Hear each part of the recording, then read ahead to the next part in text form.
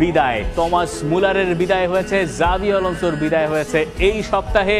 শুরুটা আমরা একটু টমাস মুলারকে দিয়ে করি। ম্যানুয়েল নয়ার তিনি বুন্দেসলিগার টাইটেলটা তুলে ধরতে পারতেন, তিনি ভাবলেন যে যেহেতু মুলার শেষবারের মতো বায়ার্ন মিউনিখের মাঠে এসছেন এবং এরপরে তিনি আর বায়ার্ন মিউনিখের জার্সি গায়ে চাপিয়ে এই মাঠে অন্ততপক্ষে আসবেন না, তিনি ভাবলেন যে শিরোপাটা মুলারকে দিয়েই তুলে ধরানো যাক এবং টমাস মুলারই ওই শিরোপাটা তুলে ধরলেন এবং একটা ফেয়ারওয়েলও তার সমর্থকদের কাছ থেকে পেলেন। এই ছবিটা আপনি আর দেখবেন না।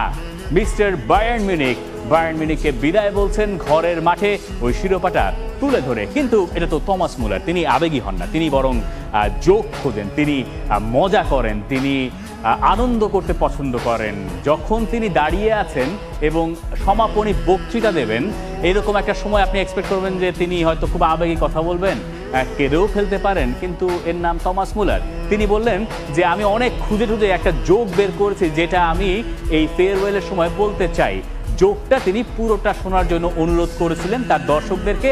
এবার আমরা একটু শুনি যে তিনি তার সমাপনী বক্তৃতায় কি জোকটা বলে গেলেন আমাদেরকে।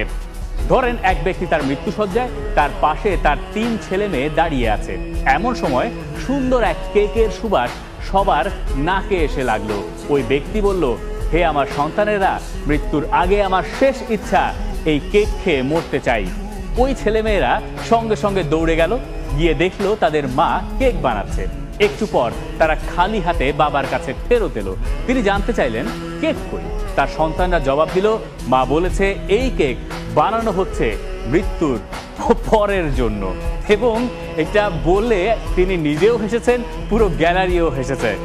এইটাই বোধহয় টমাস মুলারের আইকনিক বিদায়। আর একটা ম্যাচ বায়ার্ন মিউনিখের বাকি আছে এই সিজনে, কিন্তু সেটা আওয়ে মাঠে, সে কারণে এই বিদায়টা এখানে হয়েছে।